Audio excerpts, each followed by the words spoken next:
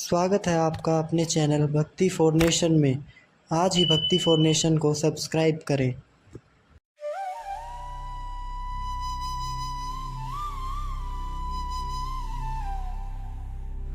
पश्येता पाण्डुपुत्राणाम् आचार्य महती चमूं व्यूढं ध्रुपदपुत्रेण त्वशिष्येण धीमता। हिंदी अर्थ। हे आचार्य, देखिए पांडु पुत्रों की इस विशाल सेना को जो आपके ही बुद्धिमान शिष्य ध्रुपद पुत्र धृष्टद्युम्न द्वारा सुव्यवस्थित रूप से सजाई गई है।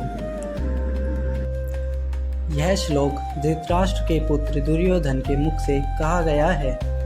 वह द्रोणाचार्य से पांडवों की सेना की ओर संकेत करते हुए कहता है कि देखिए, आपकी ही बुद्धिमत्ता से प्रशिक्षित शिष्य धृष्टद्युम्न ने यह सेना कैसे सुसज्जित की है। यह वाक्य व्यंग्य और चिंता दोनों को ही प्रकट कर रहा है। दुर्योधन इस बात पर कटाक्ष कर रहा है कि युद्ध में उनके विपक्ष की सेना का नेतृत्व स्वयं आचार्य द्रोण के शिष्य कर रहे हैं। यानी द्रोण ने जिन लोगों को शिक्षा दी है वे ही आज उनके शत्रु के पक्ष में खड़े हैं। यह श्लोक दुर्योधन के भीतर चल रही असुरक्षा और कुशल रणनीति को दर्शाता है।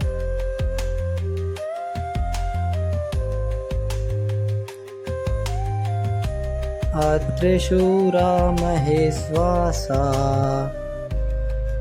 भीमार्जुन समायुधि युयुधानो विराटश्च द्रुपदश्च महारथा।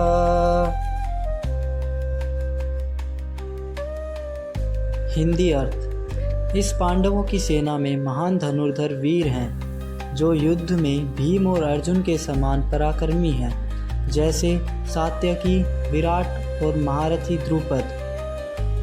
इस श्लोक के माध्यम से दुर्योधन अब पांडवों की सेना में उपस्थित योद्धाओं का वर्णन करता है और बताता है कि वहाँ कई शूरवीर और महारथी मौजूद हैं जो भीम और अर्जुन के बराबर युद्ध कौशल रखते हैं। महेश्वासा का अर्थ है महान धनुर्धर।